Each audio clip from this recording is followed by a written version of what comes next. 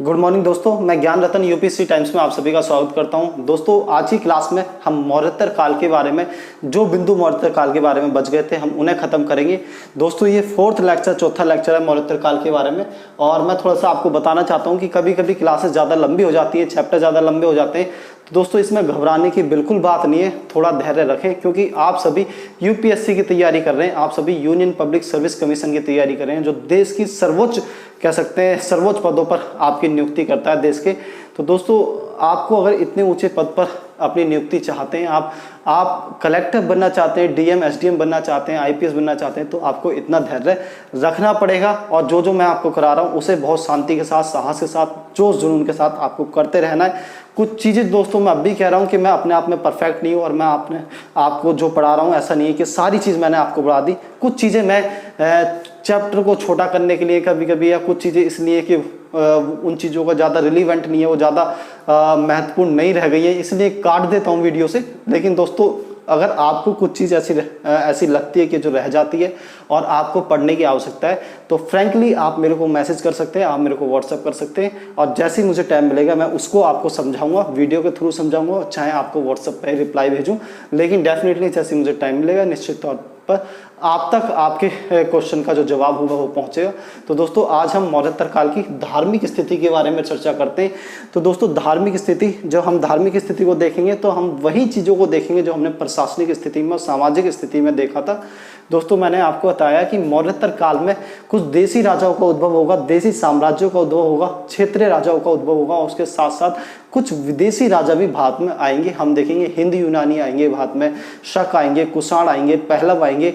और ये जो विदेशी, ये जो बाहरी लोग भारत में आएंगे, ये अपनी अपनी संस्कृति, अपने अपने कल्चर को लेके, अपनी अपनी प्रशासनिक व्यवस्थाओं को लेके, और जो भी एक ढांचा होगा इनके जिन्हें ये अपने ऊपर अप्लाई करते थे, वो सभी चीज़ों को लेके भारत में आएंगे दोस्तों। और उन सभी से हमारा जो संपर्क होगा, एक खुला मिलन होगा।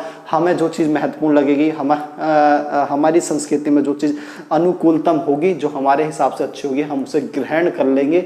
तो ये वो समय होगा जब भारतीय समाज और संस्कृति में बहुत सारे बाहरी तत्व आके जुड़ेंगे। समाज के बारे में हमने पढ़ा था, उसके बारे में भी हमने पढ़ा था कि समाज में बाहरी तत्व आके जुड़े। जैसे कि एक फॉर एग्जाम्पल मैं आपसे कहूँ तो इस समय जो राजा आए थे, उन राजाओं को, जो विदेशी लोग थे, उन्हें भी क्षत्रिय का दर्जा दिया गया।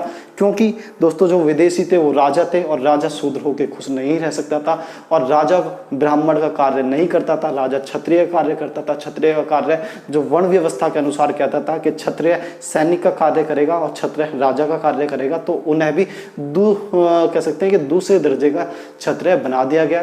तो दोस्तों इस समय हम देखेंगे कि कितने सारे सामाजिक और धार्मिक परिवर्तन होंगे। तो आगे बढ़ते धार्मिक स्थिति को देखते हैं कि इस समय की धार्मिक स्थिति में क्या क्या परिवर्तन हुए, किस प्रकार की धार्मिक स्थिति हमारे सामने आती है। तो दोस्तों भक्ति का विकास इस काल की प्रमुख विशेषता थी। तो भक्ति का विकास इस समय से पहले अगर हम देखेंगे तो हमें भक्ति के बारे में कोई भी जानकारी नहीं मिलती है, लेकिन दोस्तों इस काल में हमें भक्ति का विकास मिलता है। धीरे धीरे हम देखेंगे अवतारवाद का विकास आएगा, एक देवताओं के कई अवतार माने जाएंगे, और उसके बाद हम देखेंगे मूर्ति पूजा का विकास होगा, और धीरे धीरे मंदिर बनने लग जाएंगे, और मंदिरों में नई नई प्रथाओं का विकास होगा। और हम कहेंगे धीरे धीरे हमारे सामने हिंदू धर्म, जिसे हम कहेंगे वो हिंदू धर्म स्थापित हो जाएगा। तो हिंदू धर्म हम कह सकते हैं कि कहते हैं कोई संस्थापक नहीं है हिंदू धर्म का। हिंदू धर्म की स्थापना कब हुई ये नहीं पता। क्यों नहीं पता? वो इसलिए नहीं पता क्योंकि हिंदू धर्म बहुत सारे चरणों में जाके स्थापित हुआ।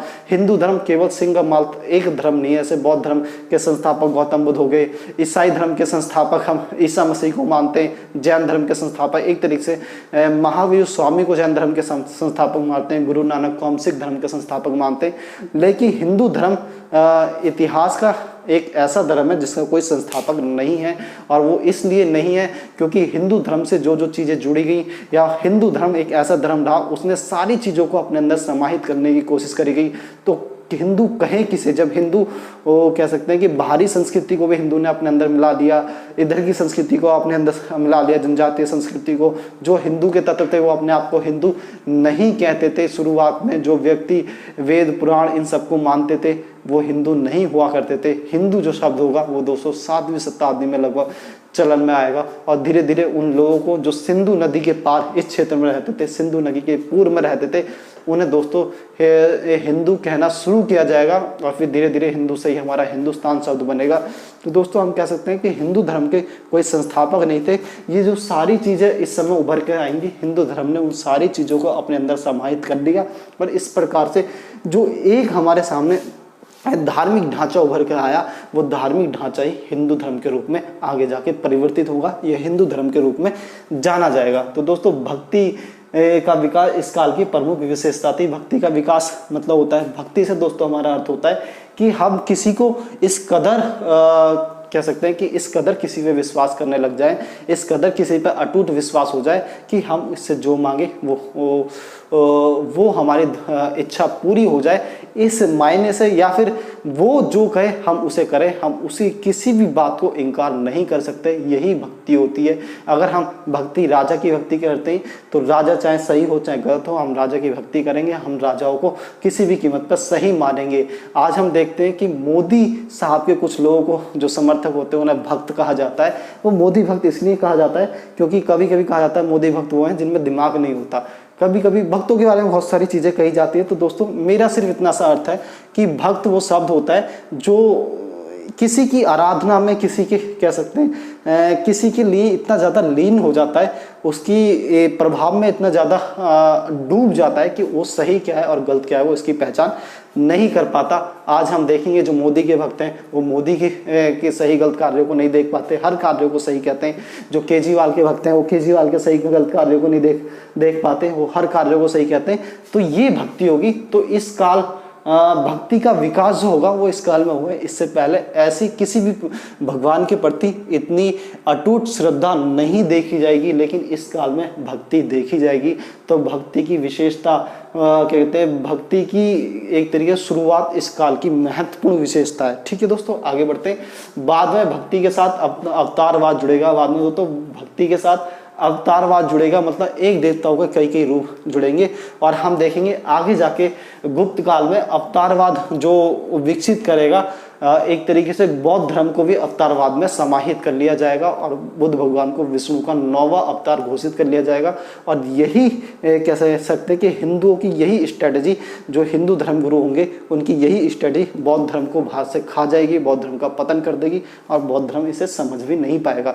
तो दोस्तों हिंदू धर्म अपने आप में बहुत सारे उतार चढ़ाव और बहुत सारे खेल और कह सकते हैं प्लानिंग से गुजरा है और धीरे धीरे आज जैसा हमारे सामने है।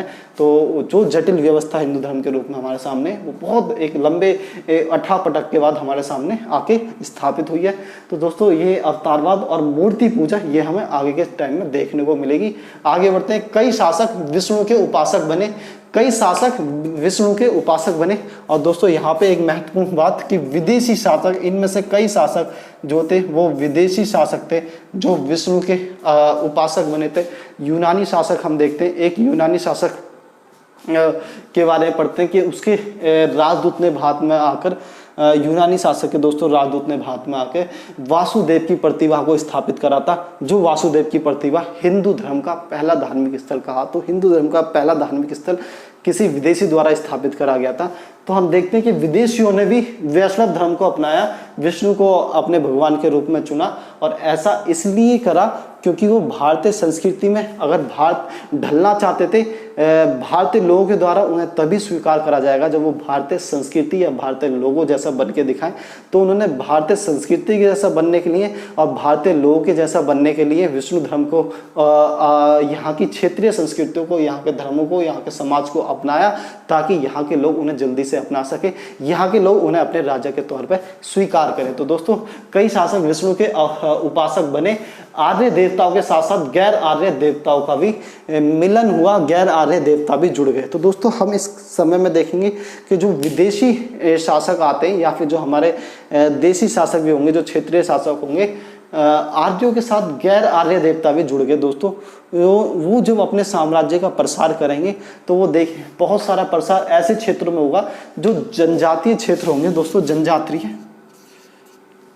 जनजातीय क्षेत्रों से हमारा मतलब होता है, जनजातीय संस्कृति से हमारा मतलब होता है वो लोग जो आज भी विकास में बहुत पीछे रह गए, या फिर वो जो लोग जो जंगल में ही रह के गुजर बसर कर रहे हैं, वो लोग जो आज के ज़माने से नहीं जुड़ पाए, वो लोग जो इस ज़माने से नहीं जुड़ पाए थे, इस संस्कृति से और इस तरह की धार्मिक व्यवस्था से, राजा महाराजाओं से परिचित नहीं थे, अभी भी एक छोटे क्षेत्र में जंगल वंगल में ही अपना गुजर बसर कर रहे थे। आदिवासी के तौर पर हम कह सकते हैं कि वो जनजातीय लोग, जनजातीय क्षेत्र हम कहेंगे। तो दोस्तों इस समय में क्या होगा, राजाओं का जो प्रसार होगा वो जनजातीय क्षेत्रों में भी होगा। और जब राजाओं के का प्रसार कह सकते हैं, क्षेत्रीय राजा जो जगह जगह छोटे छोटे राजा स्थापित होंगे, वो अपना प्रसार इधर इधर इधर इधर इधर भी करना शुरू कर देंगे। जब वो अपना प्रसार इन क्षेत्रों में ही करना शुरू करेंगे तो पता चलेगा दोस्तों, इन क्षेत्रों में जो जनता बसती है, इन क्षेत्रों में जो लोग हैं वो जनजातीय लोग हैं। और जनजातीय लोगों से दोस्तों हमारा क्या अर्थ होता है, जनजातीय लोगों से इन्हें हम एक किस्म से आदिवासी लोग भी कह सकते हैं, जो इस समय की संस्कृति से जागरूक जुड़े नहीं होते, जिनकी अपनी संस्कृति होती है दोस्तों, जिनकी अपनी संस्कृति होती है। दोस्तों आप एक अनुमान मोटा मोटा ये लगा सकते हैं कि जनजातीय जो लोग थे वो जंगलों में रहा करते थे, तो इसीलिए जंगलों में क्या रहते हैं, जंगलों में दोस्तों उनकी जो गुजर बसर करने की चीज़ें होती थी, वो जानवर होते थे, वो जानवर को मार के खाया करते थे। एक तरीके से जानवर ही उनके भरण पोषण का साधन हुआ करते थे। इसके अलावा कंद मूल, पेड़ पौधे, फल फ्रूट, इनको वो जंगलों से तोड़ के खाया करते थे। तो एक तरीके से हम कह सकते हैं कि जनजातीय लोग, उनके जीवन में बहुत सारी चीज़ें ना होकर सिर्फ कुछ चीज़ें थी, पेड़ पौधे, जानवर, और वो खुद जो कह सकते हैं जो वो इंसान जिस भी रूप में वो खुद रहा करते थे, बस इतना ही लगभग उनके आसपास और उनकी संपर्क में इतनी ही चीज़ थी। तो दोस्तों उन्हीं चीज़ों में से उन्हें अपना भगवान बनाना था। जनजातीय क्षेत्र में जब हम जाएंगे, आज भी जनजातीय क्षेत्र में, तो छत्तीसगढ़ में, उड़ीसा में, पश्चिम बंगाल में, इन क्षेत्रों में जो जनजातीय क्षेत्र रहते हैं, या फिर भारत के पूर्वी राज्यों में जो जनजातीय क्षेत्र रहते हैं, उनमें आपको वृक्ष पूजा देखने को मिल जाएगी, और जानवरों की पूजा भी देखने को मिल जाएगी। जैसे कि आपको वो लोग सांप की पूजा करते हैं, लिंग पूजा देखने को मिल जाएगी, वो लोग लिंग की पूजा करते हैं। इससे अलावा वो चीज़ें जो हम सोच नहीं सकते, वो वहाँ पर हमें देखने को मिल जाएगी। तो दोस्तों मैं यहाँ पर आपको ये इसलिए समझा रहा हूँ क्योंकि यहाँ पे हम देखेंगे कि आर्य देवताओं के साथ गैर आर्य देवता भी जुड़े। तो गैर आर्य देवता कौन थे? जो जनजातीय क्षेत्रों में निवास करते थे। गैर आर्य देवता जो जनजातीय लोगों के देवता थे, वो गैर आर्य देवता थे। आर्य देवता वो थे जो राजाओं महाराजाओं के और उनके आसपास के क्षेत्रों के में जो देवता माने जाते थे, उन्हें एक तरीके से आर्य देवता माना गया। और आर्य देवता की हम सिंपल सी बात करते हैं तो इस समय हम सभी को आर्य देवता में लेके चलेंगे, चाहे वो दोस्तों हिंदू धर्म की चीज़ें हों, चाहे वो इस समय जैन धर्म, चाहे वो बौद्ध धर्म से जुड़ी हुई चीज़ें हों, सबको हम आर्य संस्कृति में ही जोड़ेंगे। और आर्य देवताओं के साथ साथ गैर आर्य देवता भी जुड़ गए। मतलब जैसे कि गणेश। अब गणेश से आप क्या सीखते हैं? गणेश से हम ये सीखते हैं कि एक ऐसा देवता जिसका शरीर जो है, सर से नीचे का शरीर पूरा आदमी का है, और जिसका सर जो है वो हाथी का है। हाथी मतलब एक जानवर का है। तो जानवर का जो सिर है वो कैसे आया? जानवर का सिर वो दोस्तों ऐसे आया। वो इसलिए आया क्योंकि अगर तुम्हें जनजातीय क्षेत्रों के लोगों को अपने से जोड़ना है, अगर हिंदू धर्म को अपना प्रसार करना है ज़्यादा से ज़्यादा, तो उन्हें जनजातीय क्षेत्रों के लोगों को, उनकी संस्कृति को सबसे पहले, क्योंकि संस्कृति सबसे संवेदनशील मुद्दा होता है, उनकी धर्म सबसे संवेदनशील मुद्दा होता है। कार्ल मार्क्स ने कहा था धर्म अफीम के समान है। जब धर्म का नशा लोगों पर चढ़ता है तो उसे कोई नहीं उतार सकता। अफीम का नशा उतर जाता है। और हम देखते हैं हमारे देश में धर्म का नशा किस कदर है कि हिंदू मुस्लिम करने के लिए कितने लोग, कितने कह सकते हैं बड़ी संख्या में जो युवा हैं वो खाली पड़े, उन्हें रोजगार की जरूरत नहीं है, बस हिंदू मुस्लिम करते रहे। बहुत सारे लोग हमारे देश में ऐसे हैं जो धर्म के लिए मारने और मरने तक के लिए तैयार हैं। दोस्तों उस समय क्या था, अगर जनजातीय क्षेत्रों में जो बहुत सारे लोग रहते थे, अगर उन बहुत सारे लोगों को हिंदू धर्म से जोड़ना है तो उनके भगवानों को अपना भगवान बना लो और उन्हें तुम अपना भगवान दे दो। जब आप दोनों के भगवानों की मिक्सिंग हो जाएगी तो वो भी यही समझेंगे कि हाँ ये भी हम जैसे हैं, और हम भी यही सोच लेंगे कि वो भी हम जैसी हैं। तो जनजातीय क्षेत्रों को जोड़ने के लिए, ताकि हिंदू धर्म का आधार और मजबूत हो, ताकि हिंदू धर्म और विस्तार करे और जनजातीय क्षेत्रों में भी और जनजातीय लोग भी हिंदू धर्म को मानने लग जाएं, इसलिए आर्य और गैर आर्य देवताओं को मिश्रण कर दिया गया। इसलिए नई नई कल्पनाएं उभर कर आई, नए नए देवता उभर कर आए। कोई देवता ऐसा था जिस देवता को दिखाया गया, जैसे कि हम शिव जी का एक छोटा सा उदाहरण लेते हैं कि एक ऐसा देवता जिसके लंबे बाल होते जो दिखाते हैं, क्योंकि जंगलों में लोग रहते थे, बाल नहीं कटवाते थे, तो लंबे बाल होते थे, तो लंबे बाल होते हैं और जूड़ा बांधते हैं बालों में और शेर की खाल के ऊपर बैठते हैं, पहाड़ों में रहते हैं, डमरू बजाते हैं, तांडव करते हैं। दोस्तों ये सारी चीज़ें जो संकेत करती हैं, वो सारी चीज़ जनजातीय देवताओं की ओर संकेत करती हैं। ये सारे देवता थे वो जनजातीय देवता थे, मतलब हमने हिंदू धर्म के देवताओं को जनजातीय देवताओं को मिक्स करा गया और इसी के कारण परिणाम स्वरूप कुछ ऐसे देवता उभर के आए जो देवता हिंदू धर्म और जनजातीय लोगों के धर्मों के कह सकते हैं मिश्रण का परिणाम थे, मिक्स देवता थे दोस्तों। तो इसीलिए हम देखते हैं कि कुछ देवता ऐसे हमारे हिंदू धर्म में उभर के आए जिन देवताओं में जानवर की, एक तरीके से जानवर की या बर्बरता की या फिर असभ्यता की झलक मारती है। और ये जो जानवरता, बर्बरता या असभ्यता होती है जनजातीय क्षेत्र के लोगों की कह सकते हैं संस्कृति थी, इसे हमने अपने से जोड़ लिया ताकि हिंदू धर्म आगे बढ़े। तो देखते हैं कि देवताओं के साथ गैर आर्य देवता भी जुड़ गए, जैसे कि गणेश, कार्तिकेय, मृत देवी, वृक्ष पूजा। दोस्तों वृक्ष पूजा देखते हैं, वृक्ष पूजा जंगलों में होती थी, जंगलों में रहने वाले लोग पेड़ पौधों की, वृक्ष की पूजा किया करते थे। हमने इसे भी अपना मान लिया कि चलो भैया वृक्ष पूजा हम भी करना शुरू कर देते हैं, ये तो हम भी करते हैं, अच्छा आप भी करते हैं, हम भी करते हैं, दोनों भाई भाई एक धर्म के। इस तरीके से हिंदू धर्म को जोड़ जोड़ के बड़ा किया गया। पशुधन और पशु पूजा दोस्तों, ये सारी चीज़ें हम देखेंगे कि जो हिंदू धर्म में आएंगी वो गैर आर्य मतलब जनजातीय क्षेत्रों से आएंगी हिंदू धर्म में। तो एक तरीके इस समय में हिंदू धर्म का जो आधार होता है वो और ज़्यादा मजबूत होगा और गुप्त काल तक आते आते हम देखेंगे बौद्ध धर्म, जैन धर्म ये बहुत ज़्यादा कमज़ोर हो जाएंगे और हिंदू धर्म का दोबारा से पुनरुत्थान होगा, क्योंकि हिंदू धर्म इस समय जो चाल खेल रहा था अपने आप को बढ़ाने की, उसमें सफलता मिलेगी। आगे बढ़ते हैं कि बौद्ध धर्म और उसकी महायान शाखा का सर्वाधिक प्रसार हुआ। बौद्ध धर्म और उसकी महायान शाखा, दोस्तों ध्यान रखना है कौन सी शाखा, महायान का सर्वाधिक प्रसार हुआ। हमने पिछली क्लास में महायान शाखा के बारे में पढ़ रखा है। आगे बढ़ते हैं। बौद्ध धर्म में मूर्ति पूजा आरंभ हुई। मूर्ति पूजा दोस्तों बौद्ध धर्म में आरंभ हुई। मूर्ति पूजा हिंदुस्तान में, भारत में अगर सबसे पहले मूर्ति पूजा का कहीं उदाहरण मिलता है तो वो बौद्ध धर्म में मिलता है। बौद्ध धर्म में सबसे पहले मूर्ति पूजा आरंभ हुई थी, बाद में जैन धर्म में और उसके बाद हिंदू धर्म ने भी, ब्राह्मण पंथ ने भी इसे अपने अंदर संभाल लिया, मतलब ये इस प्रक्रिया से जुड़ गए और वो भी मूर्ति पूजा करने लगे, आरंभ हुई। फिर ब्राह्मण पंथ में भी इसकी शुरुआत हुई। मथुरा में हमें सबसे पहले दोस्तों, मथुरा में हमें सबसे प्राचीन बुद्ध की मूर्ति मिलती है। बुद्ध की मूर्ति दोस्तों, सबसे प्राचीन बुद्ध की मूर्ति हमें मथुरा से मिलती है। अगर बुद्ध की मूर्ति सबसे पहले कह सकते हैं कि अगर किसी भगवान की मूर्ति भारत में सबसे पहले बनी है तो बौद्ध धर्म से जुड़े हुए गौतम बुद्ध की मूर्ति सबसे पहले भारत में बनी थी। उसके बाद हम देखेंगे जैन तीर्थंकर होंगे और उसके बाद ब्राह्मण पंथ के जो भगवान होंगे इनकी मूर्तियाँ भारत में बननी शुरू हो जाएंगी।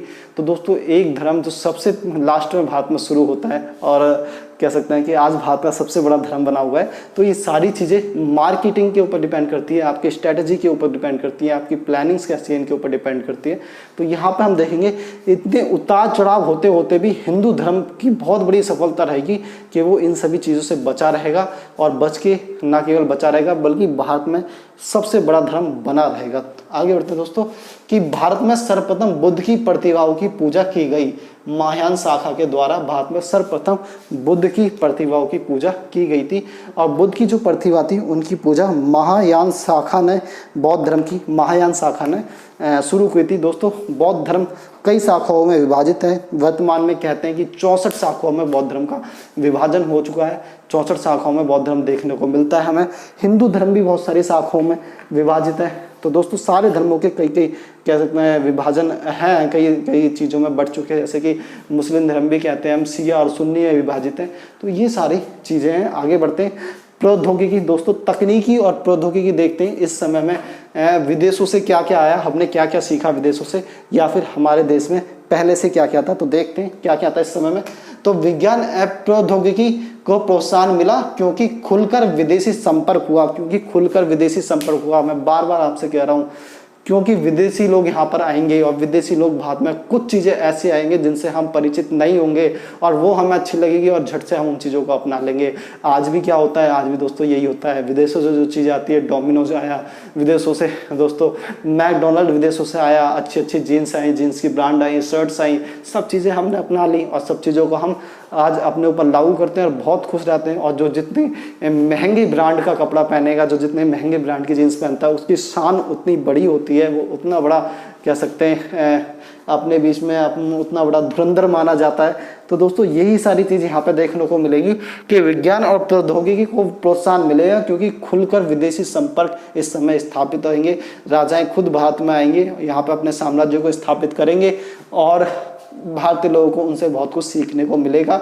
और उसके साथ साथ हम कहेंगे कि विदेशी संपर्क के तौर पर हम ये भी कह सकते हैं कि जिस तरीके से हमने रेशम मार्ग के बारे में पढ़ा था, जो रेशम मार्ग चीन के हान साम्राज्य तक और रोमन साम्राज्य तक जुड़ा हुआ था, तो एक विदेशी संपर्क था, लोगों को आना जाना आसान हो गया था।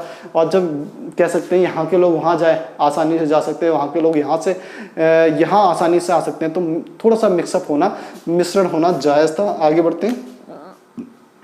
भारतीय खगोल शास्त्र नए गणना में यूनानी विधि का प्रयोग किया। भारतीय खगोल शास्त्र, जो खगोल शास्त्र भारत में था, उसने गणना में अपनी गणना करने की विधि में यूनानी विधि का प्रयोग करा। तो खगोल शास्त्र मतलब हम जो भूगोल के बारे में पढ़ते हैं दोस्तों, अब हमने भूगोल में जो पढ़ने यूनानी पद्धति की गणना की पद्धति को स्टार्ट कर दिया था। आगे बढ़ते हैं। ज्योतिष शास्त्र में भी यूनानी पद्धति से भारतीय ज्योतिष शास्त्र प्रभावित हुआ। ज्योतिष शास्त्र दोस्तों हम देखेंगे कि भारतीय ज्योतिष शास्त्र में बहुत सारे शब्द ऐसे थे जो यूनानी ज्योतिष शास्त्र में पाए जाते थे, जो यूनानी भाषा के शब्द थे। लेकिन भारतीय इसके बाद में यूनानी राजाओं के आने के बाद वो भारतीय ज्योतिष शास्त्र से जुड़ गए और भारतीय ज्योतिष शास्त्र के जो ग्रंथ थे उस समय हमें उसमें बहुत सारे यूनानी शब्द देखने को मिलते हैं। सिंपल सा हम कह सकते हैं कि ज्योतिष शास्त्र, जो उस समय ज्योतिष शास्त्र कहा जाता था, वो हमारे देश में अब होरा शास्त्र कहा जाने लग गया। और होरा शास्त्र कहते हैं कि एक यूनानी शब्द था और ज्योतिष शास्त्र एक हिंदुस्तानी शब्द था। हमने ज्योतिष शास्त्र को उस समय होरा शास्त्र, कई पुस्तकों में ज्योतिष शास्त्र की जगह होरा शास्त्र का वर्णन मिलता है। मतलब बहुत सारी शब्दावलियाँ हमने ज्योतिष शास्त्र संबंधित अपने प्रयोग में लानी शुरू कर दी थी, जो हमने सीखी थी यूनानी लोगों से, बाहरी लोगों से। मतलब आगे बढ़ते हैं दोस्तों। तो रसायन शास्त्र, जीव विज्ञान, वनस्पति शास्त्र के क्षेत्र में भी प्रगति देखी गई। चरक एवं सुश्रुत, दोस्तों चरक एवं सुश्रुत इस समय के दो कह सकते हैं बहुत महान, जिनके बारे में आज ही पढ़ा जाता है और मेडिकली छात्रों को भी पढ़ाया जाता है। चरक और सुश्रुत के बारे में, ये उस समय के दो महान औषधि शास्त्र रहेंगे, जो औषधियों की खोज करेंगे, जो बीमारियों की खोज करेंगे। एक तरीके से वैद्य कह सकते हैं, और कई पौधों को जोड़ के, कई पौधों से उनका रस निकाल के नई नई दवाइयों की खोज करेंगे। तो रसायन शास्त्र में भी ये प्रयोग करेंगे, औषधि शास्त्र में भी, वनस्पति शास्त्र में भी। तो देखते हैं इन्होंने क्या क्या करा। चरक ने विभिन्न पौधों का अध्ययन किया, पौधों के अध्ययन से हमें पता चलता है कि किस पौधे में कौन से तत्व हैं और वो कौन से तत्व किस चीज के लिए प्रयोग किए जा सकते हैं, तथा पौधों के रसों को मिलाकर औषधियों का निर्माण किया, तथा पौधों के रसों को मिलाकर औषधियों का निर्माण किया। होम्योपैथी कह सकते हैं। आयुर्वेद का जो विकास यहाँ से होना शुरू होगा और धीरे धीरे आयुर्वेद का विकास आगे बढ़ेगा। और आज देखेंगे हम आयुर्वेद, बाबा रामदेव आयुर्वेद के विकास को लेके बहुत ज़्यादा, इतने ज़्यादा एग्रेसिव होंगे कि बहुत सारे भारतीय डॉक्टरों से लड़ने लग जाएंगे कोरोना के टाइम में।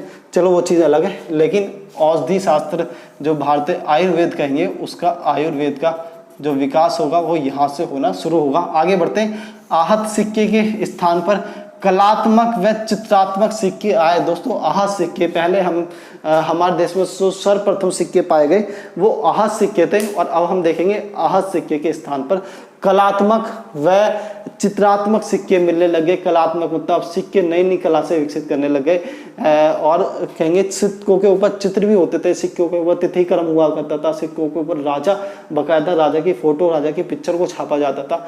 लेकिन आहत सिक्कों की बात करते हैं तो आहत सिक्के सिर्फ एक धातु का टुकड़ा होता था, जो मुख्यतः चांदी के होते थे, लेकिन तांबे के भी कुछ आहत सिक्के हमें पाए गए।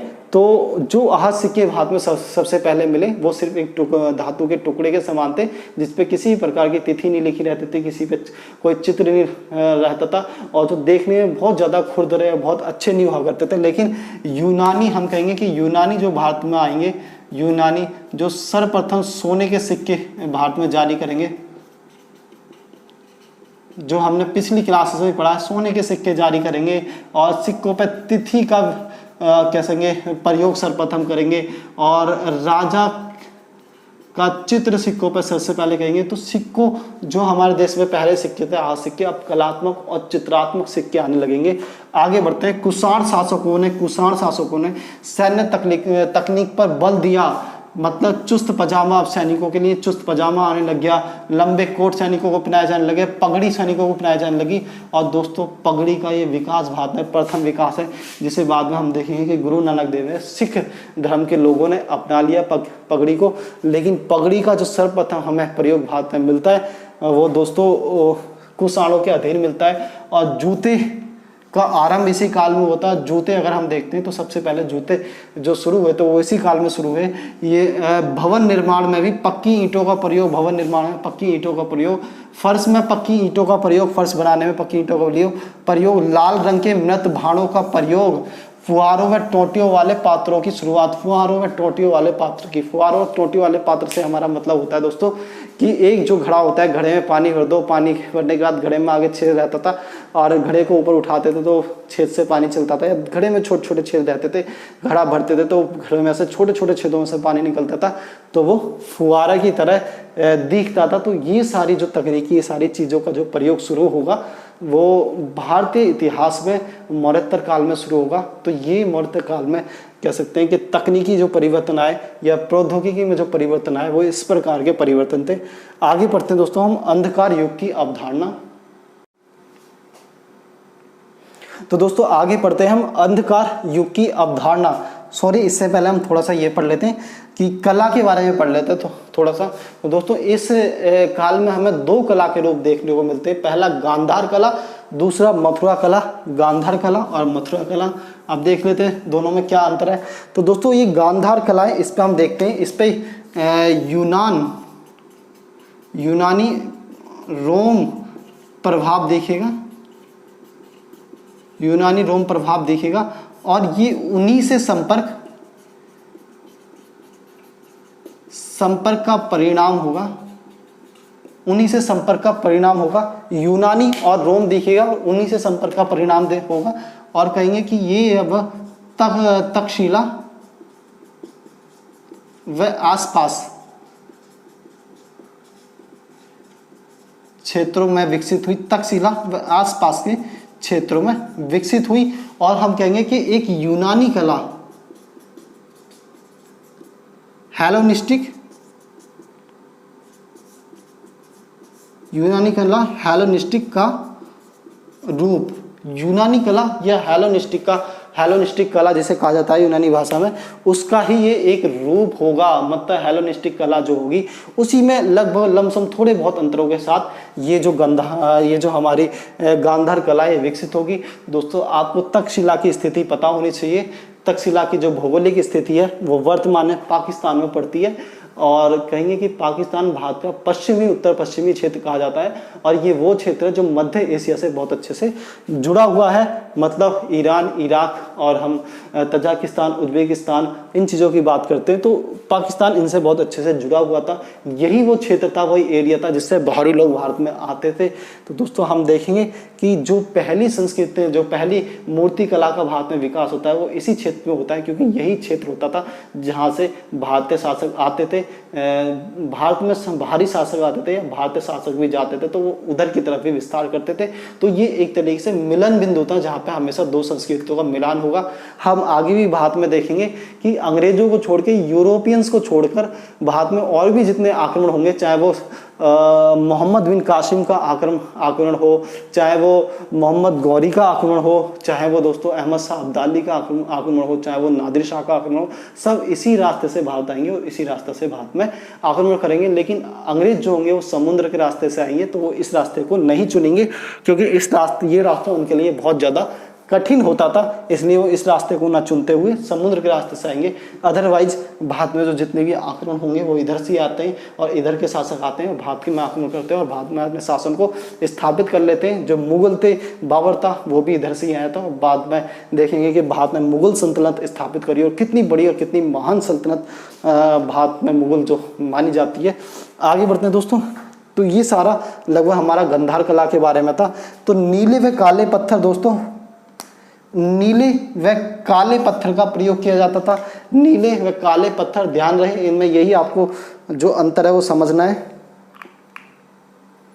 कि अगर कच्चे पदार्थों के रूप में माना जाए तो गांधार कला में नीले व काले पत्थर का प्रयोग किया जाता था। इसके जो संरक्षक थे, शक और कुषाण शासक थे। संरक्षक से हमारा अर्थ है इस कला को जिन राजाओं के अधीन बढ़ने और फलने फूलने का मौका मिला, जो राजाओं ने इन्हें बढ़ाने के लिए और फलने फूलने के लिए अधिक अवसर प्रदान करे और कह सकते हैं कि संसाधन भी प्राप्त करे, वो शासक थे शक और कुषाण।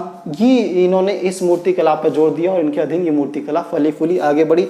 यहाँ पर हम देखेंगे दोस्तों, लाल पत्थर का प्रयोग किया जाता था मथुरा शैली में, और ये हमारी मथुरा और प्लस आगरा के आसपास के क्षेत्रों में विकसित हुई मथुरा कला शैली। लाल पत्थर का प्रयोग करा जाता था कच्चे पदार्थों के रूप में बनाने के लिए। कुषाण शासकों ने इसे संरक्षित करा। इसके जो संरक्षक थे वो कुषाण शासक थे, उन्होंने इसे आगे बढ़ाने का कार्य किया। आगे देखेंगे यथार्थवादी, इसका जो मुख्य आदर्श था, जोर था, वो यथार्थवादी स्वरूप था। यथार्थवादी स्वरूप का मतलब होता है कि दोस्तों बिल्कुल सेम टू सेम दिखाना, किसी भी भगवान को बिल्कुल ऐसा दिखाना जैसे वो बिल्कुल थे, या फिर किसी भगवान को बिल्कुल ऐसा दिखाना जैसा मानव होता है दोस्तों। तो ये मतलब यथार्थवादी से हम कह सकते हैं कि जैसे आपकी कोई तस्वीर बनानी है तो आपकी तस्वीर में इतनी छोटी छोटी, इतनी बारीक बारीक चीज़ों का भी ध्यान दिया जाएगा बनाते समय कि आप जैसे हैं बिल्कुल वैसे ही तस्वीर में आ पाएँ। अगर आपके चेहरे पर झुर्री है तो वो झुर्री भी है, अगर दाढ़ी है तो दाढ़ी भी है, अगर मूंछ है तो मूंछ भी है, बाल अगर इधर से इधर हो रहे तो वो भी बिल्कुल ऐसे आने चाहिए, अगर आपकी कपड़ों में सलवटें हो रही है तो वो भी बिल्कुल ऐसी आनी चाहिए। तो हम देखेंगे कि यहाँ पर यथार्थवादी स्वरूप दिखाया जाएगा। सर्वप्रथम हम देखते हैं कि यूनान में और रोम में दोस्तों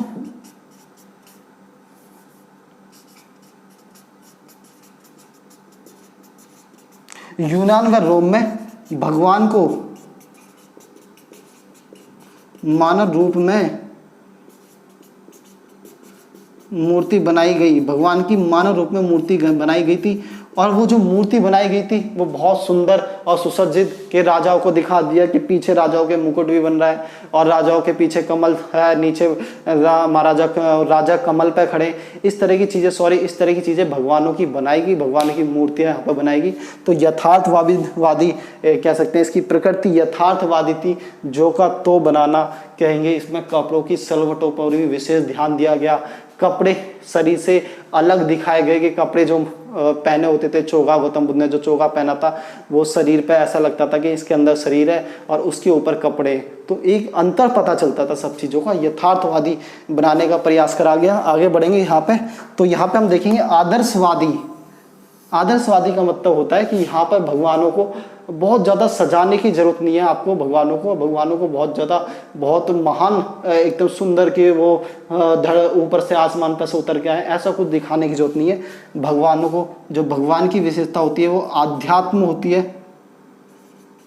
आध्यात्म होती है भगवान की विशेषता, मतलब भगवान होते हैं जो चिंतन करते हुए भगवानों को दिखाया गया है कि भगवान बैठ के तपस्या कर रहे हैं, भगवान बैठ के सोच रहे हैं, चिंतन कर रहे हैं, अध्यात्म में डूबे हुए हैं। भगवान के जो फेस है, तो फेस का जो गेस्चर पोस्चर बनाया गया, जो उसके भगवान के जो चेहरे के भाव को बनाया गया वो इस प्रकार से बनाया गया कि कोई व्यक्ति देखे तो ये समझे, उसके मन में ये ख्याल आए कि हाँ भगवान किसी न किसी प्रकार की ध्यान में, किसी न किसी प्रकार के चिंतन में डूबे हुए हैं। तो यहाँ पर आदर्शवादी स्वरूप देखेंगे हम, जो भारतीय संस्कृति से ज़्यादा मेल खाता है।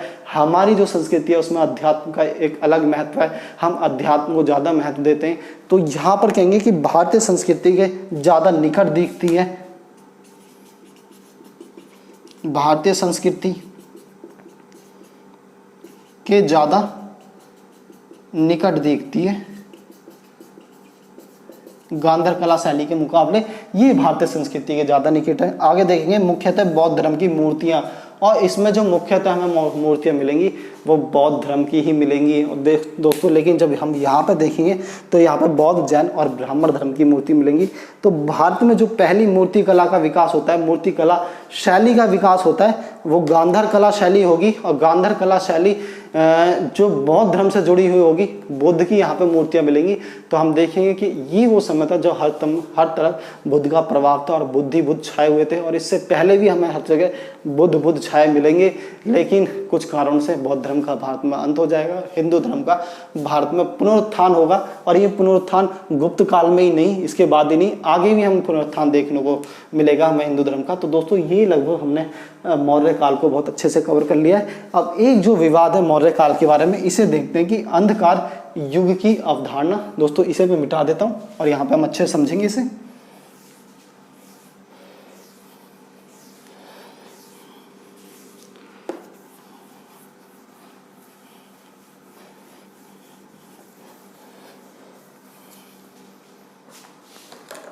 तो दोस्तों देखते हैं अंधकार युग की अवधारणा।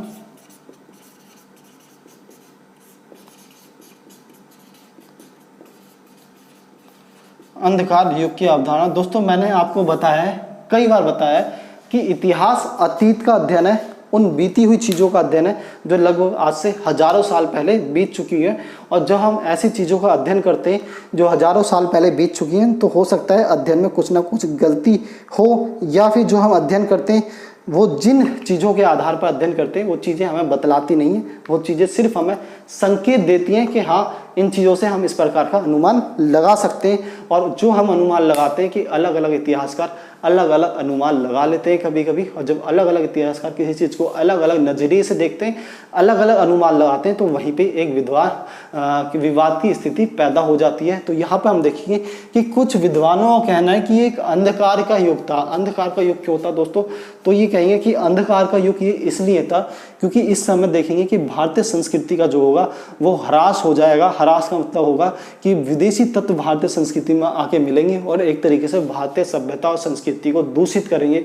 दूसरा वो कहेंगे क्योंकि इसका अवनीत काल इसलिए माना जाए क्योंकि एक बड़े मौर्य साम्राज्य का, एक बड़ी राजनीतिक इकाई का अंत हो चुका है भारत में। छोटे छोटे शासक उभर रहे हैं और छोटे छोटे शासक जो भारत में हैं, जब तक भारत पूरा एक राजा के अधीन, एक ताकतवर राजा के अधीन शासित नहीं होगा, तब तक हम नहीं कह सकते कि हाँ कि ये एक अच्छा और एक इसे सकारात्मक तरीके से एक अच्छा युग माना जाए और इसे सकारात्मक तरीके से देखना चाहिए। फिर ये कहिए कि इस काल के जो शासक थे वो विदेशी शासक थे और विदेशी शासकों ने यहाँ पर आके कुछ ऐसी चीज़ों को, ऐसे कार्यों को करना शुरू करा जो भारतीय संस्कृति के अनुकूल नहीं थी। जैसे कुषाणों के शकों के बारे में कहेंगे कि उन्होंने गायों की, बैलों की, सांडों की बलि दी, जो भारतीय संस्कृति में बहुत गलत माना जाता है। और इस तरह की बहुत सारी चीज़ें ये सामने ला के रखेंगे, तो उसके आधार पर ये कहेंगे कि ये एक तरीके से अंधकार युग है, एक ऐसा युग है जिस युग में भारत अंधकार में चला गया था, भारत का विकास अवरुद्ध हो गया था। लेकिन दोस्तों जब हम इसका बारीकी से परीक्षण करेंगे तो देखेंगे कि सबसे पहले कारण देख लेते हैं क्या क्या कारण है जो ये अंधकार का युग कहेंगे। तो पहले कि मौर्य साम्राज्य के पतन के बाद भारत में कोई बड़ा साम्राज्य गुप्त काल की स्थापना तक नहीं था। गुप्त काल की स्थापना तक नहीं रहा, कोई बड़ा साम्राज्य गुप्त काल की स्थापना तक नहीं रहा मौर्य साम्राज्य के अंत के बाद। तो इस प्रकार यह दो साम्राज्यों के मध्य अवनति का काल था। दो साम्राज्यों के मध्य दोस्तों ये अवनति का काल था। मौर्य साम्राज्य जो एक बड़ा साम्राज्य था उसका विघटन हो चुका था और विघटन के बाद कोई दूसरा राजा साम्राज्य था नहीं जिसने उसका स्थान लिया हो। बहुत सारे शासक आ गए, आपस में लड़ रहे हैं या फिर आपस में कुछ भी हो रहा है, लेकिन भारतीय संस्कृति को इतना फायदा नहीं मिल रहा। वो जो एक मौर्य साम्राज्य की जो छाप थी, जो विश्व भर में जानी गई, वो नष्ट हो गई थी। दूसरा देखेंगे कि इस काल में शक व कुषाण शासकों ने सांडों व बैलों की बलि दी जो भारतीय संस्कृति के अनुरूप नहीं थी। मतलब इस काल में शक व कुषाण शासकों ने बड़ी संख्या में बैलों की और सांडों की बलि दी। बैलों की और सांडों की बलि देना की जो प्रथा थी वो भारत में नहीं थी, लेकिन शक और कुषाणों ने दी, तो इन्होंने भारतीय संस्कृति को दूषित करा। इस काल में राजनीतिक विखंडन को प्रोत्साहन मिला। तीसरा,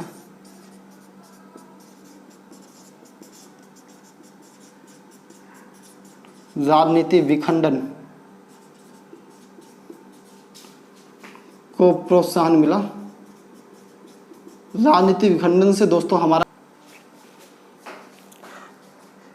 इस काल में राजनीतिक विखंडन को प्रोत्साहन मिला। दोस्तों राजनीतिक विखंडन से हमारा अर्थ होगा कि इस काल में जो बड़ा साम्राज्य था वो टूटकर छोटे छोटे साम्राज्य स्थापित हुए, और जो छोटे साम्राज्य होते वो भारत की उन्नति के लिए सही नहीं है। अगर एक राजनीतिक इकाई होती, पूरा जो भारतीय उपमहाद्वीप होता वो एक के अधीन होता तो वो ज़्यादा ताकतवर होता, और हमारी जो राजनीतिक कह सकते हैं कि जो राजनीतिक ढांचा था वो तेज़ी से आगे बढ़ता। लेकिन दोस्तों इसका हमें खंडन करने के लिए ये वो कारण देते हैं, लेकिन इसका हम खंडन कर सकते हैं। और खंडन क्यों होता है, खंडन क्यों होगा? क्योंकि दोस्तों इस काल में हम कहेंगे कि मौर्य साम्राज्य के पतन के बाद भारत में कोई बड़ा साम्राज्य स्थापित नहीं हुआ। तो दोस्तों ऐसा कहना गलत है, क्योंकि इस काल के दो साम्राज्य कौन कौन से दोस्तों? सातवाहन व कुषाण साम्राज्य निर्माण की प्रक्रिया तक पहुंचे। साम्राज्य निर्माण की प्रक्रिया तक पहुंचे। तो दोस्तों देखेंगे ऐसा कहना गलत है कि इस काल में कोई भी बड़ा साम्राज्य स्थापित नहीं हुआ। हाँ, ये हम कहेंगे कि मौर्य साम्राज्य जैसा बड़ा साम्राज्य स्थापित नहीं हुआ था, लेकिन तब भी ताकतवर साम्राज्य स्थापित हुए, बड़े साम्राज्य स्थापित हुए। और दो साम्राज्य हम खासकर कह सकते हैं कि सातवाहन और कुषाण, ये दो भारत में बड़ी शक्ति और साम्राज्य के स्तर तक पहुंची बड़ी शक्ति।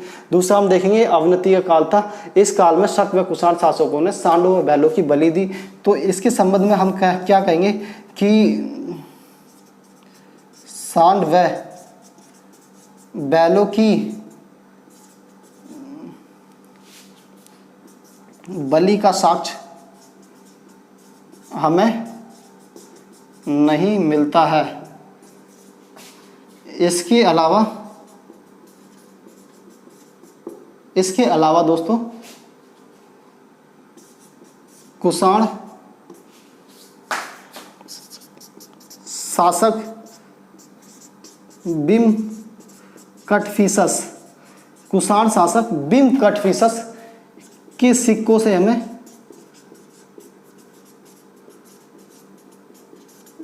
शिव व नंदी के चित्र मिलते हैं।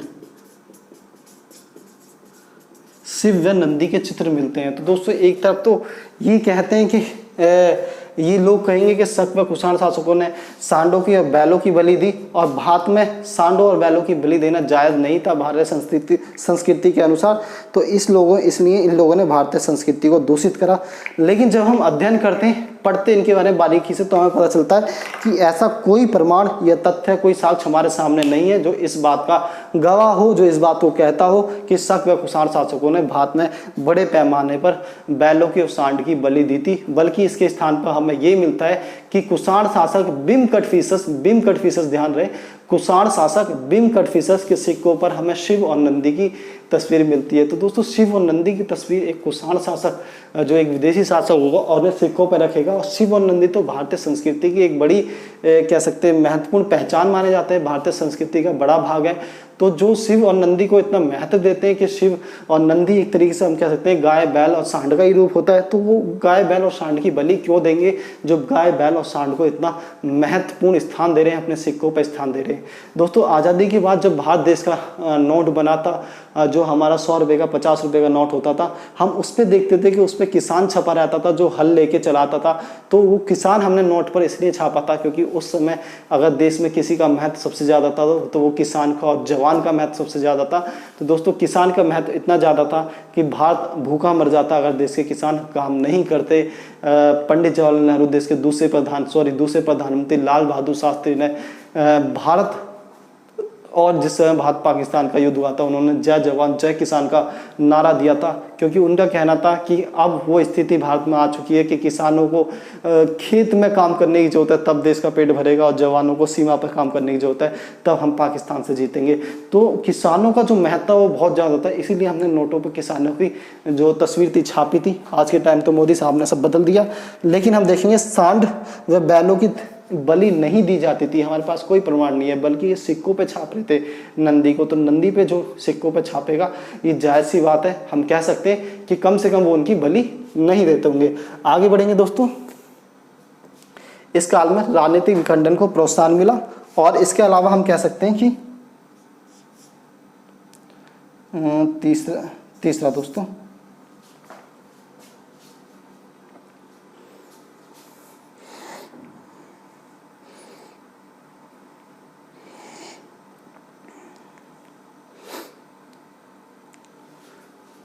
तो दोस्तों तीसरा बिंदु देखते हैं, और तीसरा बिंदु जो हमारा होगा कि इस काल के कुछ शासकों ने 300 सालों तक भी शासन किया। जैसे शकों के 30 शासकों ने 300 सालों तक शासन किया। 300 सालों तक शासन किया बिना भारतीय संस्कृति को अपनाए। बिना भारतीय मतलब आर्य संस्कृतियों को अपनाए और भारतीयों की स्वीकृति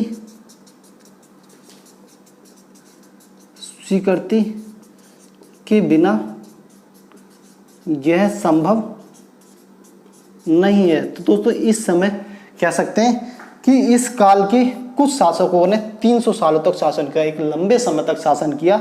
जैसे शक शासकों के 30 शासकों ने 300 सालों तक शासन किया बिना भारतीय संस्कृति को अपनाए या बिना भारतीय लोगों की स्वीकृति के। ऐसा संभव नहीं था दोस्तों।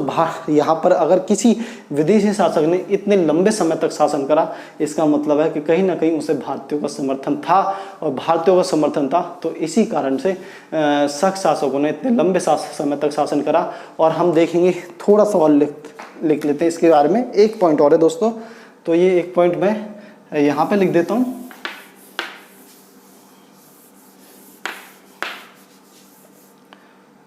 शक व कुषाण शासकों द्वारा शक संवत व विक्रम संवत